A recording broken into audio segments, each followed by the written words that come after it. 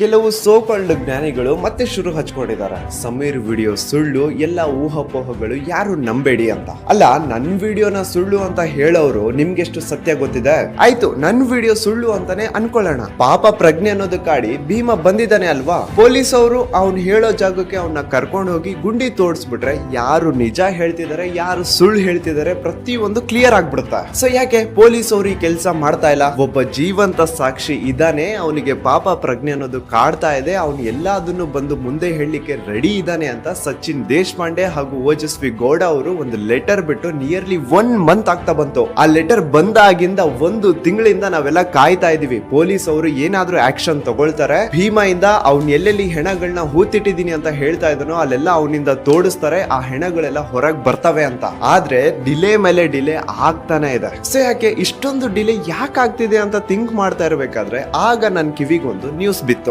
ನಮ್ಮ ಕರ್ನಾಟಕದ home minister Paramesh ಅವ್ರನ್ನ ಈ ನಕಲಿ ದೇವಮಾನವನ ತಮ್ಮ ಸೆಟ್ಟಿಂಗ್ ಸುರೇಂದ್ರ ಹೋಗಿ ಮೀಟ್ ಮಾಡಿದಾರೆ. ಸೆಟ್ಟಿಂಗ್ ಸುರೇಂದ್ರ ಹೋಮ್ ಮಿನಿಸ್ಟರ್ ನ ಯಾಕೆ ಮೀಟ್ ಮಾಡಿರ್ತಾನೆ ಅಂತ ಎಲ್ರಿಗೂ ಗೊತ್ತಿರೋ ವಿಷಯ. ಆದ್ರೆ ಪಾಪ ನಮ್ಮ ಹೋಮ್ ಮಿನಿಸ್ಟರ್ ಅವ್ರಿಗೆ ಸುಳ್ಳು ಹೇಳಲಿಕ್ಕೆ ಬರಲ್ಲ. ಈ ಸೆಟ್ಟಿಂಗ್ ಸುರೇಂದ್ರ ನಿಮ್ಮನ್ನ ಯಾಕೆ ಮೀಟ್ ಮಾಡ್ದ ಅಂತ ಪತ್ರಕರ್ತ ಒಬ್ರು ಪ್ರಶ್ನೆ ಕೇಳಿದಾಗ ಹೋಮ್ ಮಿನಿಸ್ಟರ್ ಅವರು ಏನ್ ಹೇಳ್ತಾರೆ ಅಂದ್ರೆ, ಇಲ್ಲ ಮೆಡಿಕಲ್ ಕಾಲೇಜ್ ಸಂಬಂಧಪಟ್ಟ ಹಾಗೆ ಏನೋ ಒಂದು ವಿಷಯ ಇತ್ತು, ಅದನ್ನ ಮಾತಾಡ್ಲಿಕ್ಕೆ ನನ್ನ ಹತ್ರ ಬಂದಿದ್ರು ಅಂತ ಹೇಳ್ತಾರೆ. ಅಲ್ಲ ಸರ್, ನೀವೇನು ಕರ್ನಾಟಕ ರಾಜ್ಯದ ಹೋಮ್ ಮಿನಿಸ್ಟರ ಅಥವಾ ನಕಲಿ ದೇವಮಾನವನ ಹೋಮ್ ಮಿನಿಸ್ಟರ?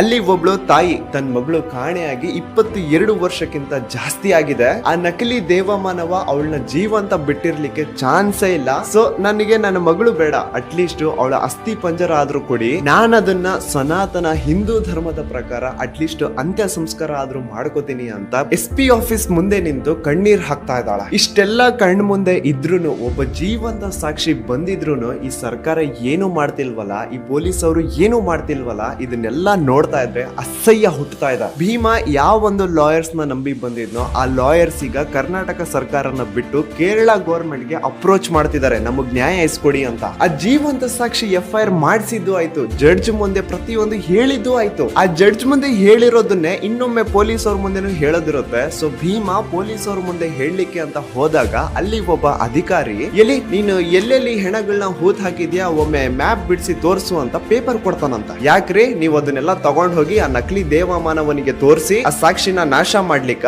ನಿಮ್ಮ ಈ ಆಟಗಳು ನಡೆಯಲ್ಲ ಈ ಸತಿ. ಸೊ ಎಲ್ಲ ಕಣ್ಣು ಮುಂದೆ ನಡೀತಾ ಇದ್ರು ಇನ್ನೂ ಕಣ್ಣು ಮುಚ್ಕೊಂಡು ಕೂತಿರುವಂತಹ ಸರ್ಕಾರಕ್ಕೆ ನಾಚಿಕೆ ಆಗ್ಬೇಕು. ನೀವೆಲ್ರೂ ಇಂಟರ್ನೆಟ್ ಅಲ್ಲಿ ಪ್ರತಿ ಒಂದು ಕಡೆ #shame on ಕರ್ನಾಟಕ ಗವರ್ಮೆಂಟ್ ಅಂತ ಟ್ರೆಂಡ್ ಮಾಡಿ. ಫೇಸ್ಬುಕ್ ಅಲ್ಲಿ, ಟ್ವಿಟರ್ ಅಲ್ಲಿ, ಇನ್ಸ್ಟಾಗ್ರಾಮ್ ಅಲ್ಲಿ, ಯೂಟ್ಯೂಬ್ ಅಲ್ಲಿ ಎಲ್ಲಿ ಓಪನ್ ಮಾಡಿದ್ರು #shame on ಕರ್ನಾಟಕ ಗವರ್ಮೆಂಟ್ ಅನ್ನೋದು ಟ್ರೆಂಡ್ ಆಗ್ಬೇಕು.